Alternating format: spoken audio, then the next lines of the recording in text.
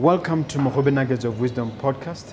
My name is Mompoloki Mogobe. Our objective is to enthuse, inspire, energize, and empower entrepreneurs and entrepreneurs of all stripes here in BW and beyond. We do so by inviting these entrepreneurs into our makeshift studio. Sometimes we call them to the restaurant, sometimes we go to our studio, and we ask them to share their experiential knowledge, their experiences and their expertise, and we ask them as many questions as we can, aimed at empowering you also as a viewer.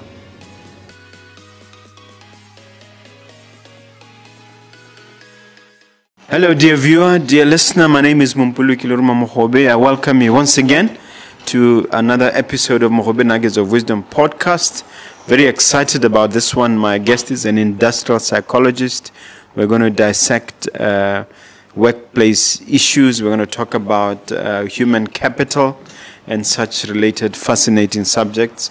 But before we get into the nitty-gritties, into the subject, please, just strike that subscribe button. Just hit it very, very quickly for me, if you don't mind. We need your support.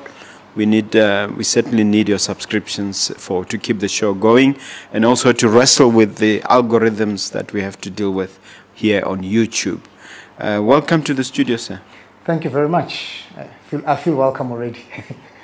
It'd be nice if you could just start it off by sharing your background, okay, and informing the viewer, a condensed CV, as it were. I'll do that. My name is, let me start with my name, Mhlungisi Jackalas. I consider myself an African, first and foremost. Secondly, I consider myself a family man. Thirdly, I consider myself an industrial psychologist. And those things mean a lot to me, the three that I've just highlighted. Why do I say an African? I believe that it's time for Africa. It's time for Africa to rise. It's time for us to be seen in the world and to take our rightful place. So that's one. Two, from an industrial psychology perspective, I tend to believe that a lot of writings around human behavior have had a lot of influence from the West and now from the East. Mm-hmm. Very few documented success stories and behaviors from an African perspective. So what intrigues me and what drives me quite a lot is saying, how can we now say it in an African way? Okay. What is the African culture in a Western type of environment? Okay. How can we infuse that? So that is what tickles my fancy. Okay. Yeah. What training does one get to become an industrial psychologist? Share a little bit of your background in that regard. Yeah, it's quite rigorous training to reach that stage. Naturally, I ended up with a master's in industrial psychology, but you can go up to your doctorate. Once you've done that, it depends on the registration board in terms of where you are. You can be in South Africa, you can in Botswana. And you need to register with some form of society. In Botswana, for example, it's the Health Profession Council. Similar organizations exist around the world where you complete your master's, you go for internship for about 12 months, mm-hmm, or 24 months, whatever period it is, and then you get assessed, and then you become a registered psychologist. What is the distinction? Because I've heard others calling themselves clinical psychologists. What's the difference between the industrial and the clinical one? In fact, you get a lot of clinical, especially in this country, getting into the space of industrial psychology. So clinical as it may sound, it's from a clinical background. And they deal with, if I can call it as such, issues that industrial psychologists can't deal with. So from a human behavior perspective, and largely more from those behaviors that are seen as deviations from the normal behavior, whatever normal we classify as. Industrial psychologists, let me spend more time on those because that's what I really know. We spend a bit of time understanding human behavior now in the workplace. We don't deal with, if I can call it, deviations in behavior say somebody suffering from anxiety, depression, we are not trained in that aspect. We are more trained in terms of how do we make the human being in an organization perform, how do we make teams perform, and how do we analyze that organization and make it to perform. Okay. Yeah. Let's talk about human capital, and let's just tick the boxes in terms of getting the definitions out there. Okay. Human capital management. What does that mean? Yeah. You see, some would call it human resources, some would call it human capital. Now, you need to see human beings as capital, as people that can bring in certain value within the organization. And you need to manage that capital in such a way that you can, I don't want to say sweat the asset, but bring out the best from that asset so that you can achieve the objectives that you want to achieve. Okay. So capital normally is referred to as money. And now when you're talking about human capital, are you equating people with money? I'm equating them with value, and I hear you, and value in whatever aspect that you may want to realize. So we are saying, really at the bottom line of everything, and I think we probably had this discussion, at the bottom line, no matter how much you want to hide it, money plays a very, very critical factor in terms of making things happen. So human beings are engaged in some form of activity to realize value for X, but also to make money for X and for themselves. So that is the capital that you have. You've got that human capital. Okay. Now, how long have you been out there in the trenches, as it were?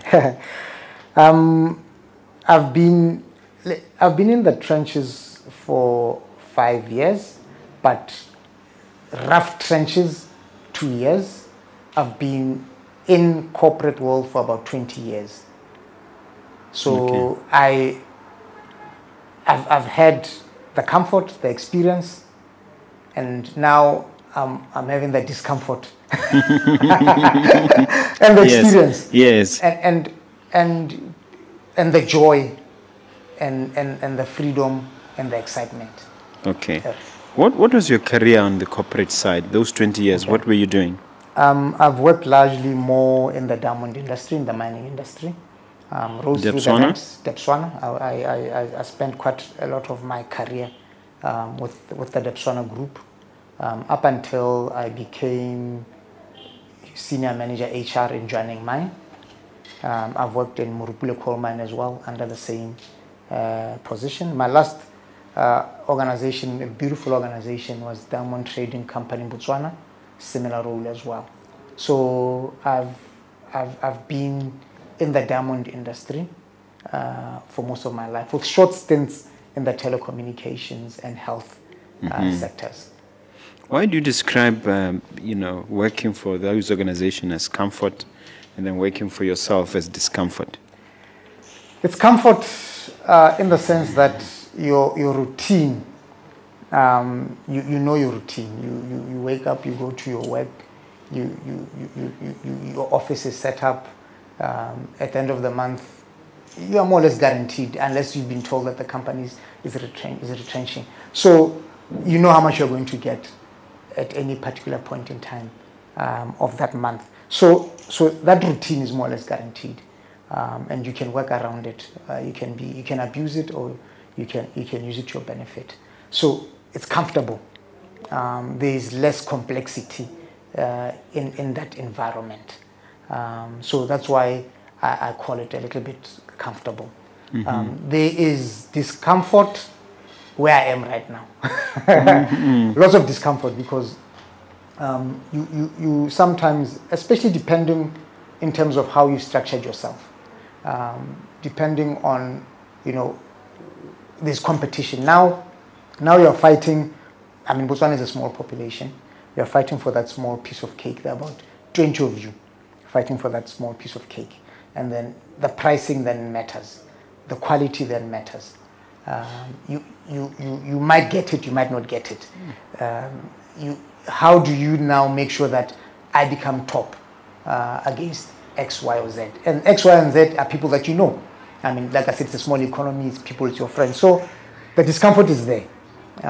There's lots of fluctuations, lots of complexities, lots and lots of variables that you have to deal with to make sure that you become a little bit stable. We're going to deal with those complexities momentarily, but let's go to the brass tacks. Let's go to the basics. Recruitment. I think a lot of entrepreneurs and business people are having challenges on establishing ideal recruitment processes and procedure. Tell us what sort of things to look out for when we're talking about recruitment and selection of the right human capital. Yeah. I think all of us have had where, you hire for attitude. Yes, skill is important. Obviously, it's a basic minimum. But I tend to think that more often than not, we don't invest enough time in terms of getting that human capital. It's either we leave it to people who are not even competent enough to bring in that resource. So I believe that bringing in people to an organization is an art, but also a science. So you need to invest in making sure that you've got the right processes in place to bring the right people into your organization. So that's one. So it's not an intuition that I just meet you across the street. Yes, maybe you might have that, but even if I meet you across the street, do you fit into the culture of the organization? What do you mean hiring for attitude? You hire for attitude. You hire people that are able to come into the organization and align with your values, align with your vision, align with your mission. People who have certain kinds of behaviors that are aligned to the culture of the organization. An attitude, in an essence, is somebody brings that attitude to the workplace. These are behaviors that are pro what it is that you're doing. I'm just giving an example. Simple things, timekeeping, aspects of just gossip, management, or people that are going to come into an organization and derail you from achieving. They're not human capital anymore. I don't know what's the vice versa of human capital. So you need to make they're sure toxic. You need to make sure that you've got the right processes, you've got the right systems, and then you've got the science or art of being able to take us through an ideal. Suppose I'm looking for a general manager, somebody to run my organization. What would I have to look out for? What approaches to recruitment and selection should I adopt? Yeah. So first and foremost, your general manager type of role is, I would like to believe, is quite a key position or a key talent position.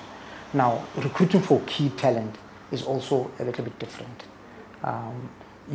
It takes time. You need to start early. You need to have scoped the job. What is the job?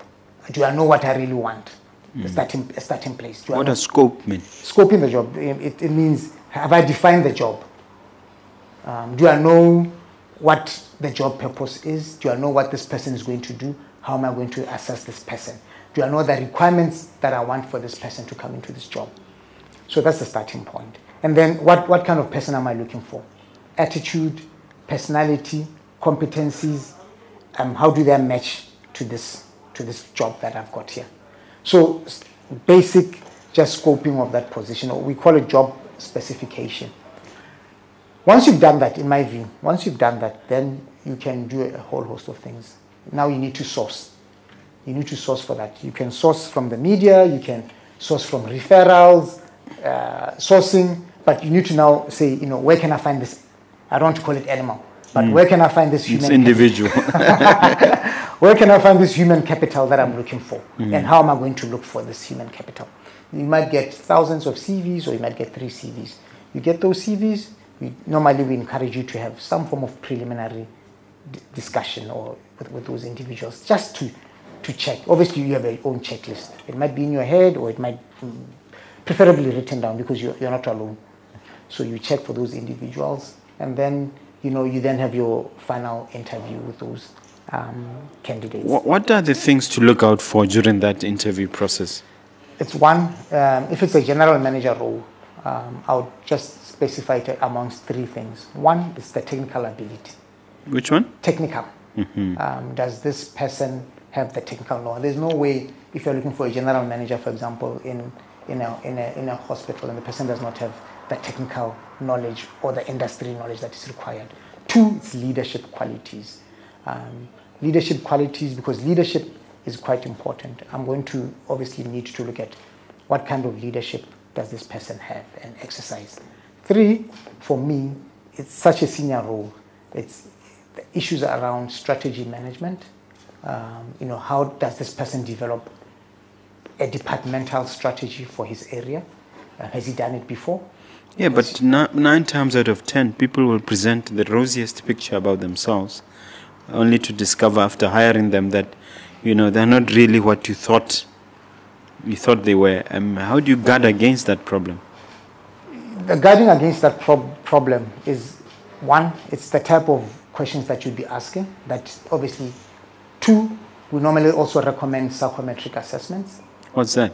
Psychometric assessments are tools that are out there that can assess a person's personality, a person's leadership style, etc.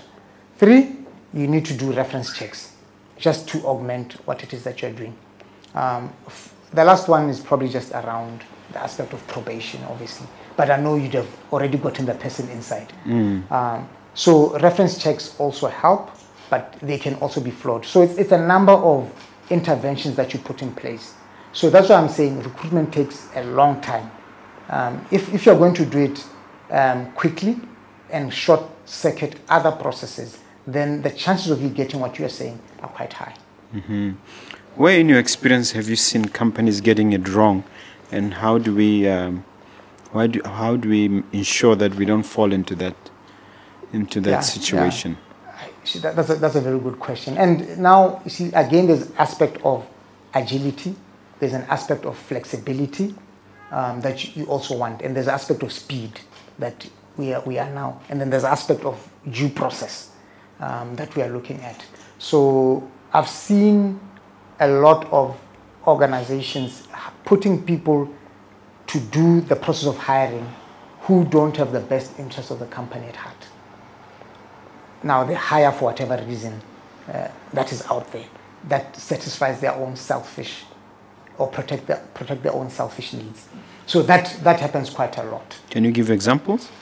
I can give one example that is quite common, especially around recruitment. One we were debating in our society, for example, just around people who hire people for certain favors because they want money. I'm giving that one as I'm giving that one as an example, but there are other examples that we could be talking about. Yes. Yeah. So you're not hiring the right talent, but you're hiring talent to satisfy or to protect your own selfish personal needs, not those of the organization. So that's where people get it wrong. People get it wrong because, two, they have not even scoped, which is what we spoke about earlier on, in terms of, I'm going to look for a general manager. Now, what kind of general manager do I want? And then, how is this general manager going to land in the organization? How am I going to make sure that this person grows and develops in the organization such that I realize value from this person? You leave people, you'll be lucky. You leave people to their own device and you don't interact, you don't engage, you don't manage, you don't support. They will chase their own values. They will chase their own goals. They will chase their own ambitions. And then that human capital may not be realized. All right. The question of diversity and inclusion, in America, it's quite a big deal. At least they talk about it a lot. When did diversity become so important, and why is it so important? When, in my view, let me start with the importance of it, not when. You put like-minded people in one room, they think alike, they talk alike, they see the same things, there's no innovation. You need different types of people in the room to bring about innovation, to bring about creativity, and to solve complex problems. So diversity, the value of diversity, if you get the right diversity, it's not diversity for the sake of diversity, just to tick the boxes that, we've got 50% gender, we've got disability, we've got youth, etc. But it's also the right type of diversity that you have within the organization. And then putting in place structures. We believe that the value is more around innovation, it's more around creativity, it's more around problem solving. Because if you just take 20 Botswana men who love beef, palechi, put them in one room and ask them to solve a complex problem that's unique to the environment, you'll get the same problem. So that's why we say mix it up. When did it become in Botswana? We've been talking quite a lot about gender diversity. I mean, it's of late that we are talking about the alphabet community. I mean, they recently won a case in terms of recognition. Called Alphabet because their name is so long. No, it's long. I don't even know it. I wanted to say it, but I also get confused with the name. Yeah. So they're just called the Alphabet community. So you've got those, and then you've got the disabled members of that community as well. And then you've got the youth, and whatever diversity. There's simple diversity. For me, those are quite diversity that you see in your face that is very hard to deal with. Why is it important as well? And I still haven't answered your other question in terms of when did it become important.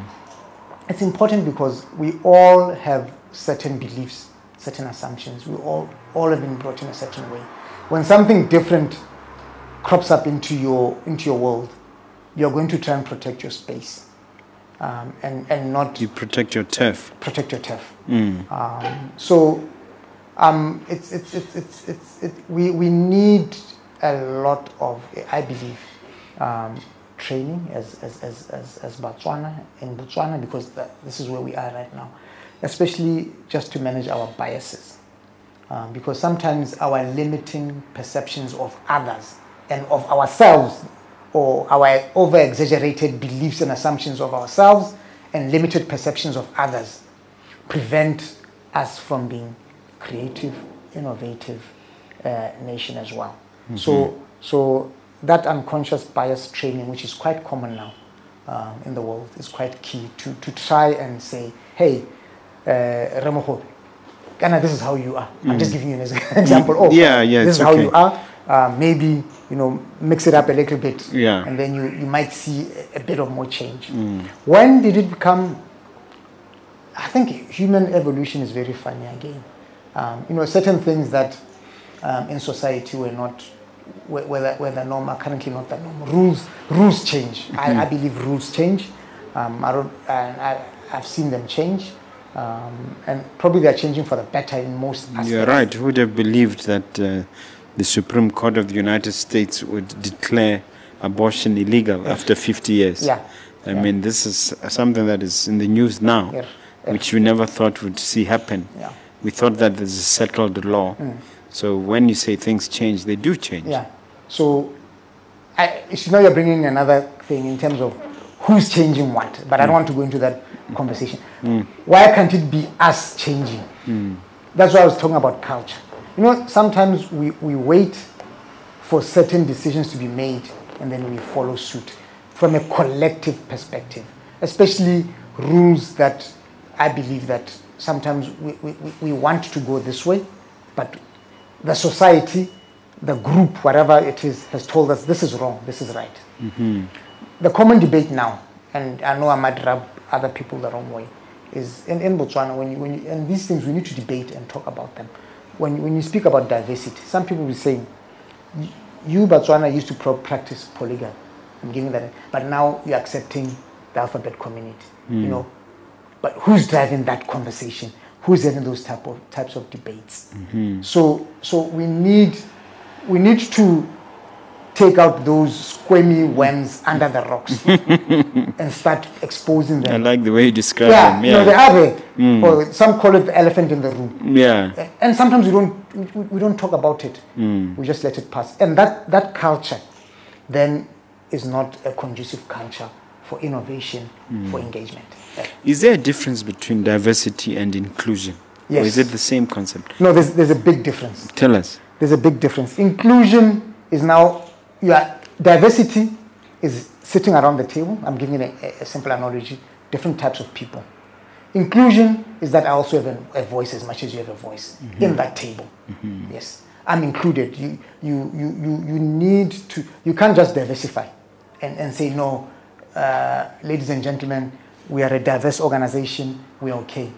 You then need to say what are the steps to include those people that you've brought into the table, so that everybody feels as an equal human being.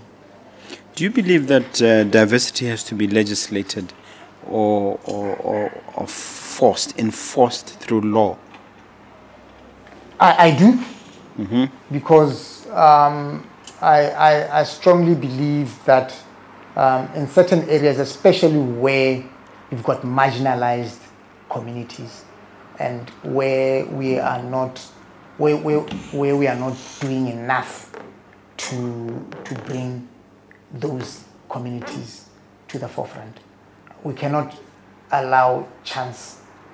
Just when we see something that is wrong, we should not be allowing, what you call it, the environment, to the market forces to dictate.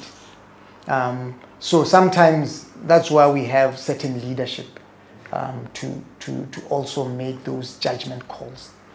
You see, when you say that, in America there's a huge debate between the question of affirmative action in its rawest form versus setting up quotas. With one group of people saying affirmative action is very, very essential for those who are historically marginalized. It's in no way that we can fail to do it. And then those who now say that you set up quotas, you end up inviting incompetence in some respects. Can you help us try and settle that debate?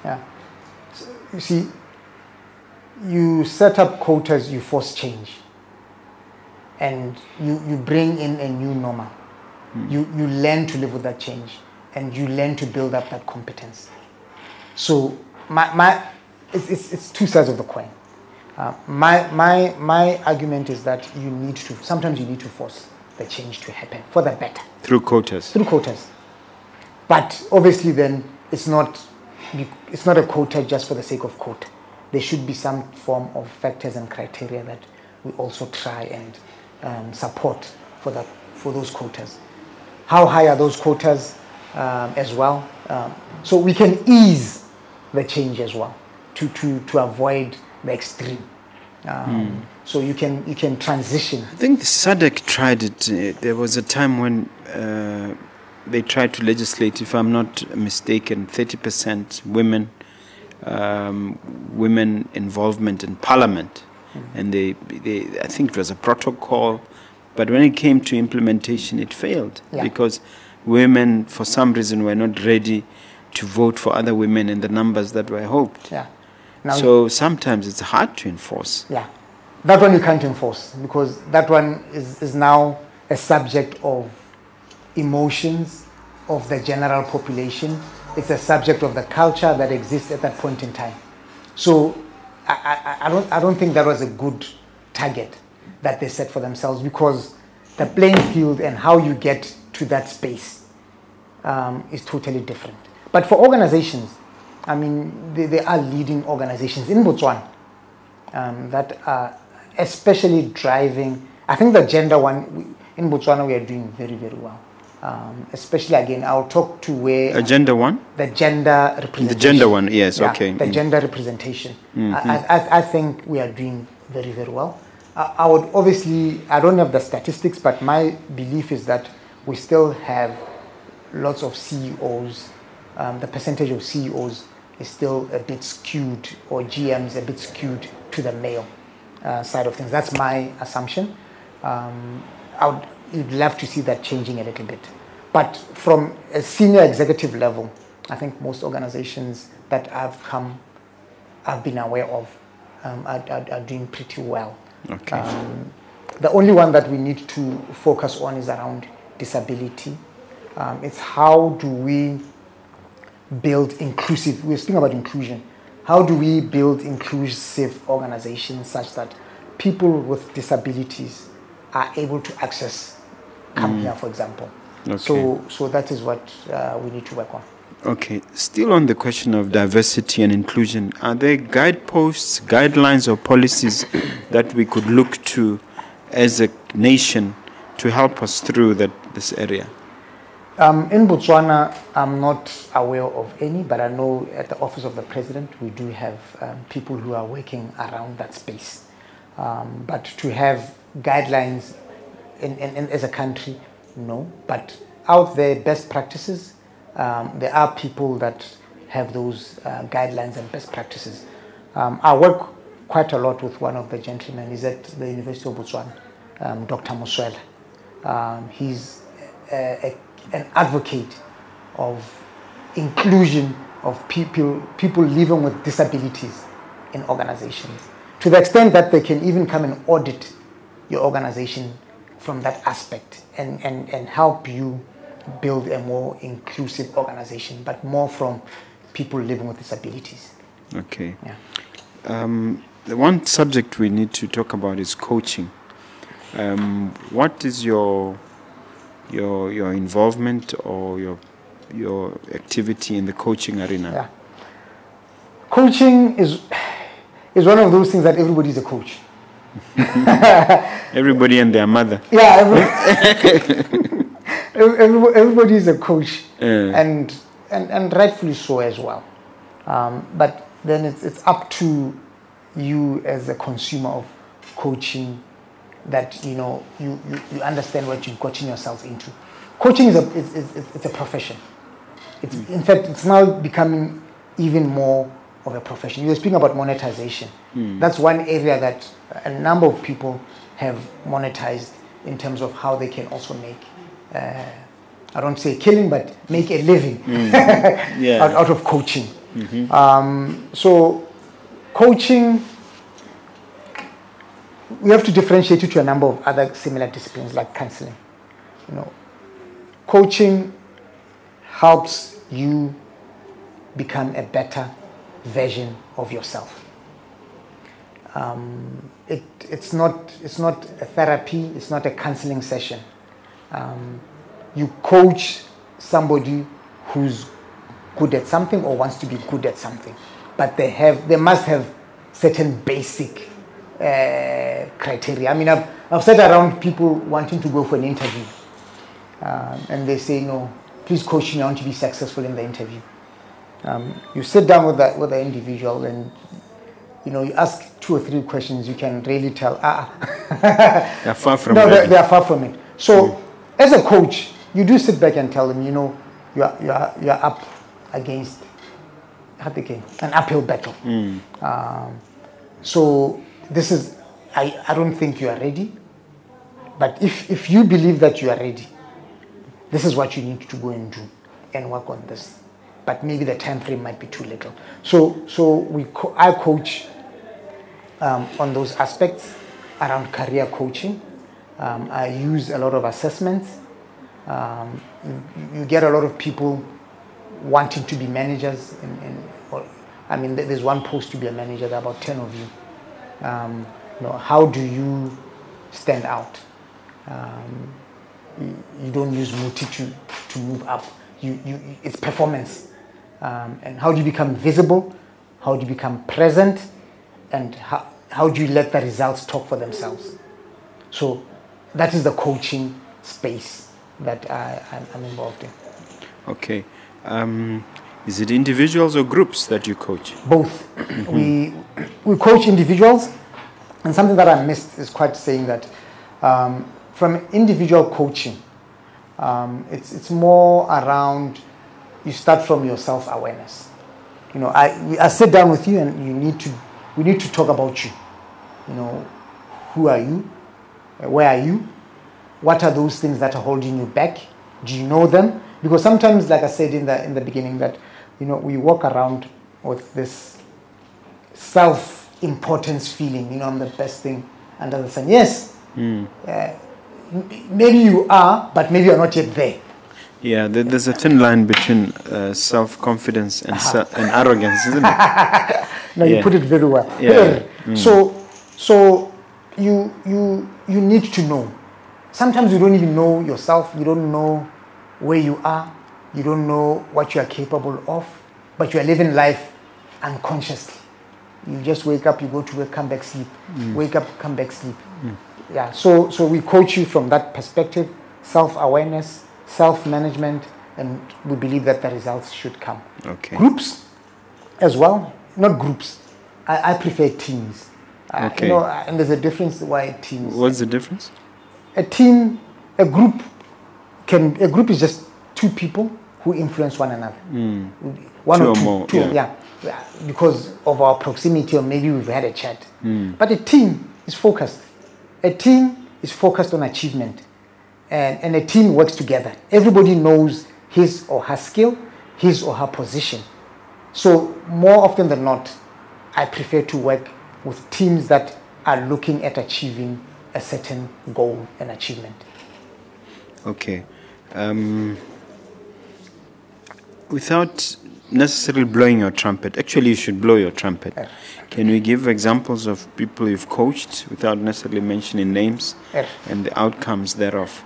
Okay, and I've coached numerous people. Yeah, in terms of names, from an organization perspective, mostly in the banking field, mostly in the mining field, students as well, and the coaching has, in my view, planted a seed in those individuals, because, like I said, sometimes most of them have been broken, but being broken from a self-confidence perspective, or some of them are not aware of their limiting perceptions of themselves, So I've coached them, and I think I can't mention their names. But no, I don't want you to. But I can tell you that those that I've coached for interviews,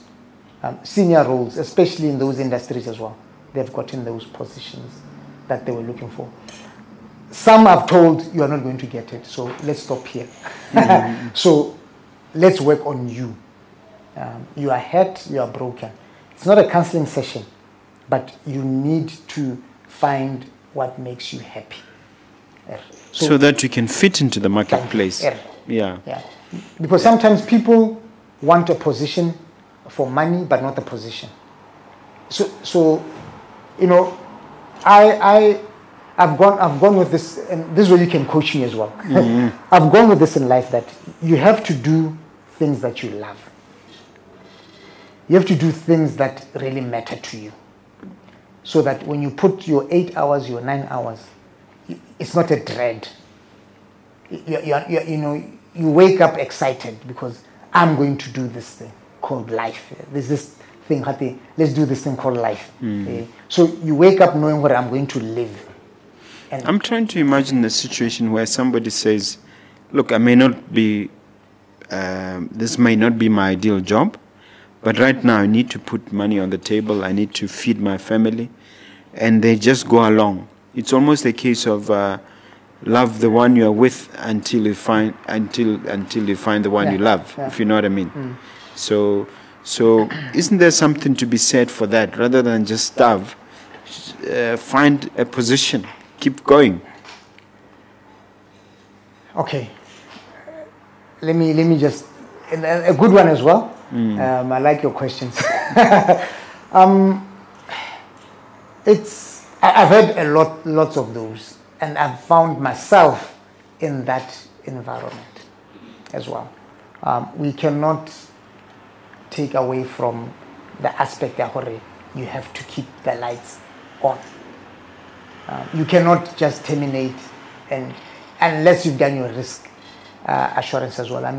I cannot be that irresponsible and say, hey, if you believe you can fly, stand up here and you're going to fly. Jump off the tallest building. No, I can't say that.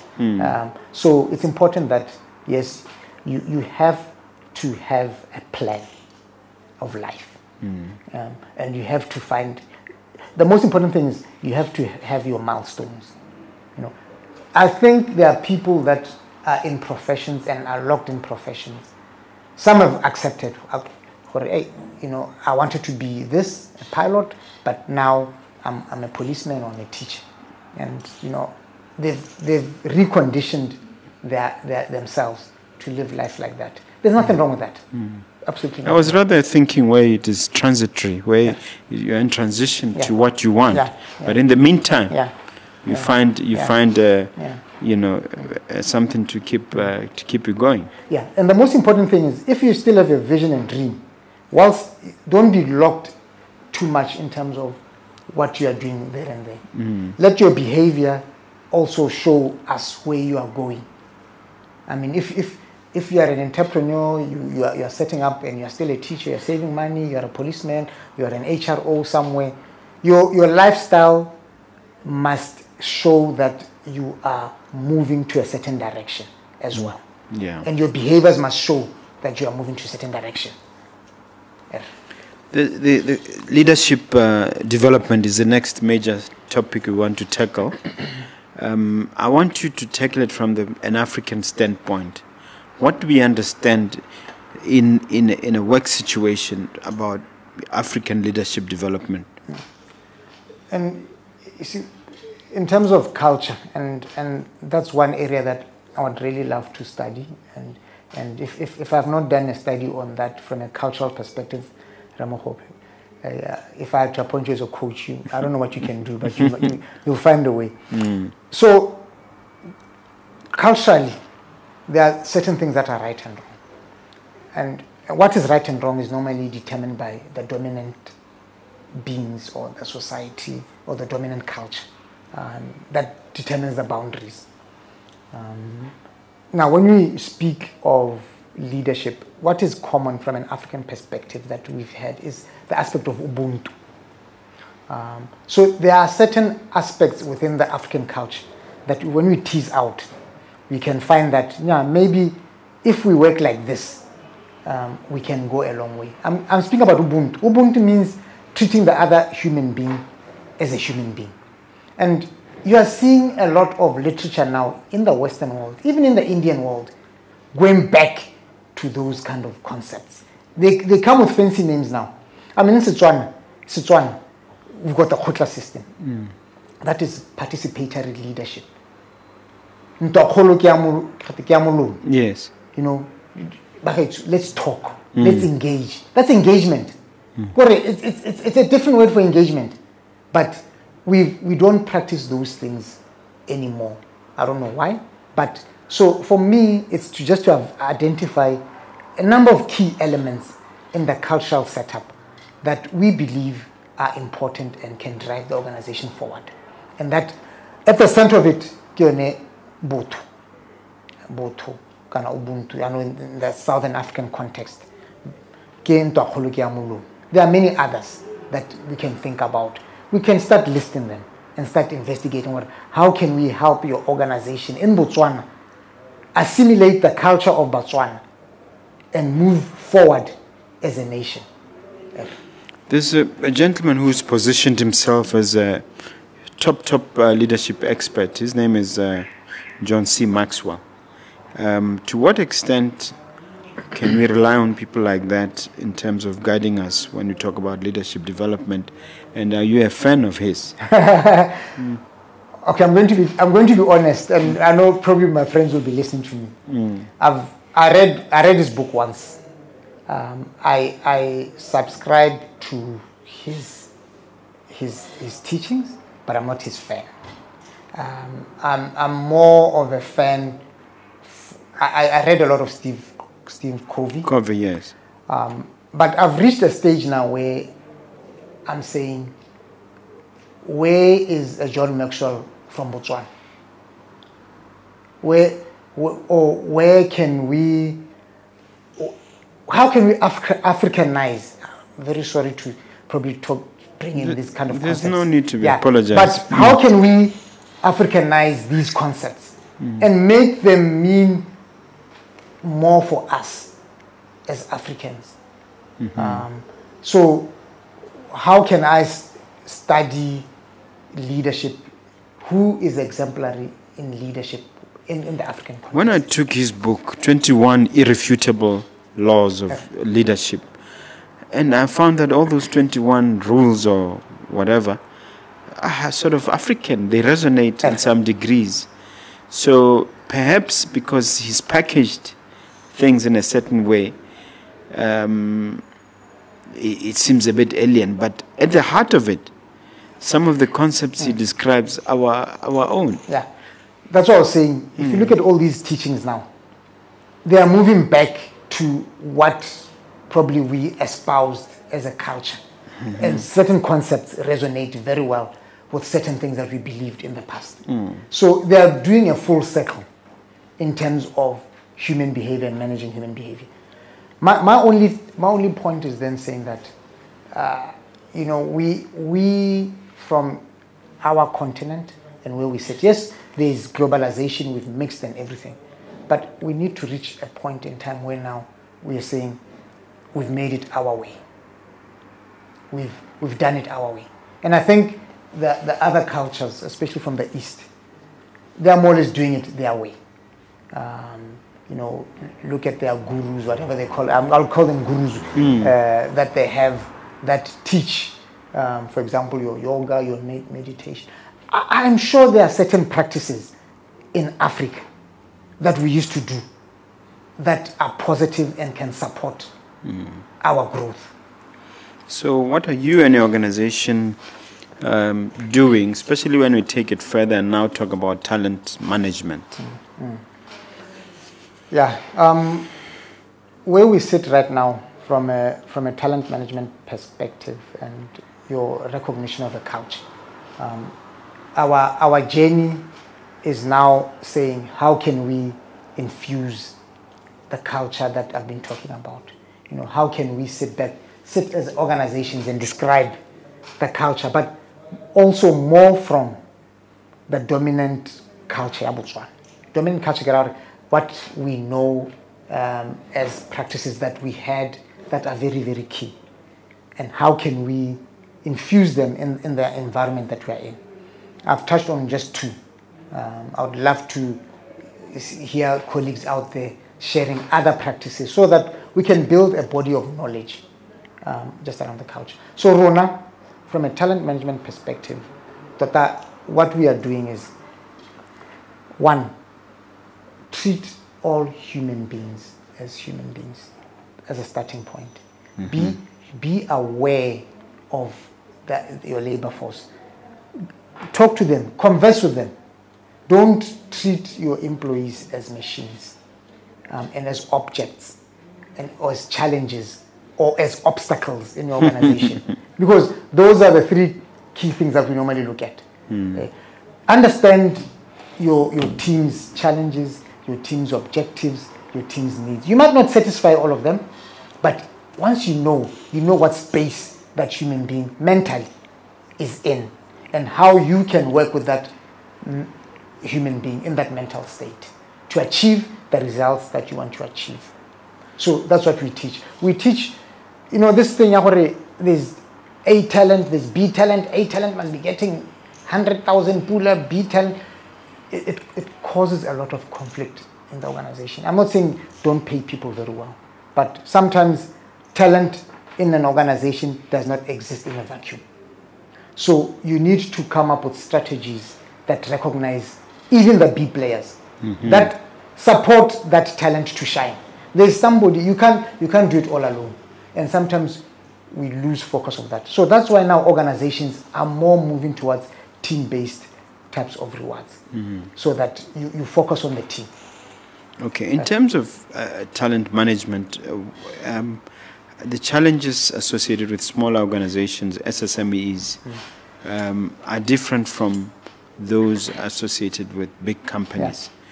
What are your observations, and how can the gap be bridged in terms of SMMEs learning from larger organizations? In fact, it's the other way around. Large organizations need to learn from SMMEs. Oh. And why I'm saying that is because there's a lot of slack, and you can hide the social loafing. In a big organization, you can be getting your monthly pay and doing nothing, or doing the bare minimum.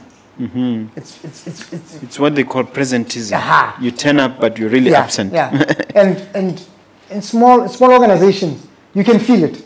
If somebody is not pulling their weight, you can feel it within a day or two that there's something wrong here. And the only problem I think with SMMEs is, it's how do you manage? I prefer to call them startups because SMMEs is a bit limiting. Small, Startups. It's how do you manage issues? How do you manage those people-related issues quickly before they become toxic and before they manifest in the whole organization? How do I manage that person, that talent? How do I support that talent? So it's the speed. That's why I say startups. My experience with startups is that they know the talent. The engagement is top class. They're few. They're small. They know each other by name. You can't hide. Your cost, the cost of talent is so immediate. Big companies they make huge profits and then they hide inefficiencies. That's my view. Based on your experience. Now, still on talent management, what do you think of training and what should we be doing on the training aspect to develop talent and to manage them better? And probably that's the challenge with startups because, you can't, bum on seat is important. If you're saying you're going to do MMDP in UCT for 3 weeks, now I need you here. But in big corporations, it's easy. The person can just leave and cover up with it. So training for me must be more on the job. You must focus on training on the job. You must bring in skilled enough people that are able, their learning is more on the job and learning perfection on the job. If at all, nowadays there's technology that we can use for online training, especially for startups, to be able to navigate around the other aspect. And coaching now becomes big because, maybe I've got the luxury because I'm just giving an example, I've done NDP, LDP. What are those? Leadership Development Program, Middle Management Development Program, Supervisory Development Program. But you can still learn those things on the job. And if you've got appropriate coaching and put in place mechanisms, you don't have to go far to learn how to be a better supervisor. So I think coaching on the job is the next big thing. Coaching on the job, coaching on supervision, coaching on leadership, coaching on individual performance instead of you attending how to become a better performer. To what extent has the HRDC and the training levy attained their objectives insofar as this aspect is concerned? Is the system working? I can't speak with authority, but what I can speak, like I keep on saying, just from I think there's still a long way to go around that whole setup and infrastructure. And it's largely, it's early days. Yes, they've been around for quite some time, but you see they are forming HRDC. It was not there. So there's still a lot of jostling and saying, what is my role? What are you doing? Even amongst themselves, the ministries themselves or the parastatals themselves, they're still trying to find what is role clarity. So from a claiming perspective, I think there's still a lot that needs to be done. Probably a number of organizations, they find the process as well cumbersome. You've done this, done that. I remember when I was working, it took us a year to compile big sheets like this to go and claim. And then there's a backlog. You go there, you submit, and then you are told, we we are still dealing with things from 3 years back. So there is a lot of efficiencies that need to be improved in the whole system. But I think they are an added advantage. We just need to start, driving for performance. Are companies taking advantage enough of the training levy, and what do you think should be done? How can you alert them to this? I tend to think that it's greatly more around awareness. That's one. It's also just around understanding of the process, the system, two. And also the process is cumbersome. I mean, my team, I was not involved in the nitty-gritties, but I had a team that used to claim. But the hard work that goes to just go and put a claim, I wish it could just be simplified. Yeah. And I'm sure it can be streamlined. It can even be automated. Yeah. So those are the things that, if we are speaking of a knowledge economy, if we are speaking of digitization, and simplifying complexity, we can do much better. All of us. Yeah. Talk about getting the right culture. Normally, when people say taking the right culture, they mean really mimicking the leader, isn't it? Yep. But I think you want to tell us that it takes a lot more to develop a culture. Yeah. And I've been in situations where you are a leader, but you're not a leader. You're not leading. The system is leading you. Whatever you call the system. So leadership, sometimes we tend to over-glorify it. That's what I'll put in the place. So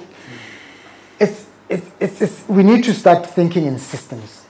A leader does not lead in a vacuum. He or she leads people. Now, how do you get those teams together? How do you get those people in the organization? What kind of people did you bring into the company? How do you change their behaviors? At the bottom of each couch, at its minuscule, at its core, it's behaviors. It's collective behaviors that have been tolerated by the company. Simple behaviors. How do you come to work? What time do you come to work? Do you come late? What time do you leave? What do you do when you're at work? Do you gossip? How have you structured other aspects? Is there transparency? How do you engage? How do you communicate? If you look at it, it's all simple things that we allow to happen in an organization, and then it becomes a culture. And I'm of the view that it's simple to change a culture. Why? Because you change simple behaviors. And if your behavior is not aligned to this culture, then you need to find a place where it is aligned, where you can realize your value as well. Or we need to help you change your behavior. I believe that behavior. If there's a company out there where people are slacking, the environment is toxic, endless fights, how long would it take you as an industrial psychologist to turn things around? And what does it normally take in terms of time and effort to fix such dysfunctional environments? It depends. And first and foremost, it depends on the leadership. Now, this is where the leadership comes. Because now we are talking about changing a culture. Now, sometimes that culture has been allowed to happen because of the leadership that's there. I've seen companies wanting to change a culture, and they just change the leadership, and they leave the masses. And sometimes it works. Sometimes it works, sometimes it doesn't. So what I'm saying is that for me, you need to have a total assessment in terms of, what is it that you really want to change? The systems, the symbols, the practices. But you need to be aware, where is this thing happening? And who is leading these kind of behaviors? And it can be leadership. It can be even an influential person at the shop floor. So one, that aspect of diagnosis and identification of that culture is very, very important. Commitment to change, but to change to what is also key. Because how much we want to change a culture, but what are we changing it to? Have we defined where we are going? The objectives. So it's very key. that we know where we are, we know where we want to go, we know what we want to change and who's going to change and what's going to change. Sometimes it means changing people, you change systems, you change practices. So in terms of time frames, it really depends in terms of how big that organization is. I don't think that changing a toxic culture in of itself should take you more than a year. Shouldn't. No, it shouldn't. And with the right tools. With the right tools and the and right with mindset. someone like you, perhaps, doing the interventions. And the right leadership as well there. Yeah. It shouldn't take more than a year to change that culture. Okay. Let's talk about monetization. Where I'm talking of is industrial psychology as a profession. Is there Zaga there, and how does one really make Zaga? Yeah, I think that is the oil that makes the world go round. There is. You just need to find your niche. When you start, sometimes we start too broadly. I'm doing recruitment, I'm doing coaching, I'm doing training, I'm doing performance management, I'm doing consultancy and this and that. But I think sometimes that's growth. But you need to find your niche in terms of where. In other words, just pick one or two of those. You just need to pick one or two and really concentrate on them. There is competition because, like I said, there are zillions of coaches. I mean, you just cited Maxwell. I know some of my colleagues and friends who are Maxwell coaches. And Maxwell certified. Certified coaches. That's one. There are industrial psychologist coaches. There are other coaches, because of their experience, they've been endorsed as coaches because, sometimes experience and technical know-how in that environment can also give you that aura to become a coach. So you are competing with all those people. In terms of recruitment as well, you are competing with zillions of people. There are so many recruitment companies in Botswana. Online recruitment, whatever recruitment, end-to-end recruitment, they are there. And there are people that have been established in the market for quite some time. What else besides recruitment? Training. I think. So is it time based? Do people charge per hour, or is it results based? How does it work? It's a combination of the two. It depends on what it is. For coaching, it's time based. I'm giving an example. For recruitment, sometimes it's output based, but it can also be process based. In terms of we advertise for you, we interview for you. If you don't get the right person, but now we've done our job. Training, obviously, it's input based. You come for training, we train you, and then you're out. But you pay for that training. What happens now on site depends on a number of variables. What about public protection? Is there a regulator who is in charge of the whole field? Yes, in terms of psychology, we belong to the Health Profession Council, but obviously in other areas you'd have your industrial psychologist regulating industrial psychologists, but there's none in Botswana. Okay. Coaching as well, I don't believe that we have. Don't you have to register courses with some regulator? Yeah. I'm trying to remember the name. BQA? BQA, yeah. Yeah, but that's registration. I'm talking more from a profession perspective, especially say recruitment. Okay. Anybody you can wake up or have opened a recruitment company. Can recruit. See, people are eating people's money, beautifying CVs, so that they can get jobs. So there's the Health Profession Council. There's a human resources body in Botswana that is trying to come up as well, which I belong to. We are just trying to build it up to such an extent that we are able to regulate some of these practices. Yeah. Okay. Now, before you get to ask me a question, let me ask you the crystal ball question. If you're looking down 15, 20 years down the line, what do you see with regard to, brand Jacklass and your company? Okay. I see Some Miracle, which is the company that I'm a managing consultant of, having matured, having grown. and being able to zone in on one or two key things. And those one or two key things for me are around the art of recruitment, around coaching, and around development, and around culture. Let me not forget culture. 4 things. And being able to say to the world that we've done a study of Botswana or the African context. We believe that from a cultural perspective, if you come to Botswana and you focus on this and you've hired Botswana, these are the kind of things that you need to be looking at. And one, it's also around, not only that, but it's also around international. I mean, Botswana is a small market. 2.2 million. Some say 2.5. Yeah, now, we're waiting for the census results. Okay, no, we've grown. We're waiting for the census results. But still small. I would love to see myself in Namibia. I would love to see myself in South Africa. I would love to see myself in Zimbabwe. Regional growth, international growth is important. And you have mentees and people you are training to help you push that direction. Okay. Now you can hit me with a question. That's not a question. It's to commend you.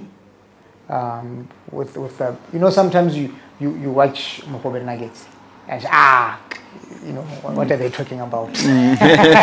Yeah. But I think you are one typical example of people that we need to celebrate as Botswana, who are transforming the nation through information sharing.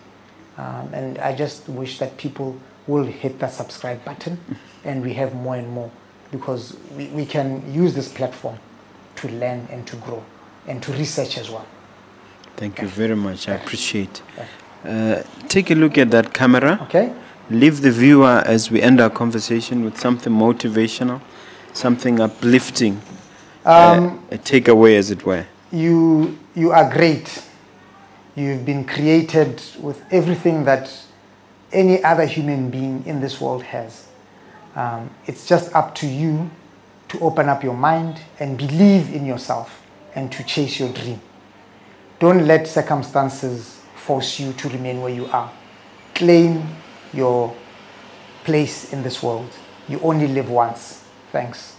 All right. Can you share your contact details and how they can take advantage of your services? You can reach us on this number, 75-899-391. Hope it's correct. That's the business line. Email is contact@tsammereko.com. Thank you. Social media? Social media, Tsammereko, Facebook, we are there. LinkedIn, we are there. Instagram, newly there. I think LinkedIn we started this year. We are, what's 2%? We are 2,000 compared to 22,000. You're getting there. All right. Yeah. Thank you very much. Thank you for coming.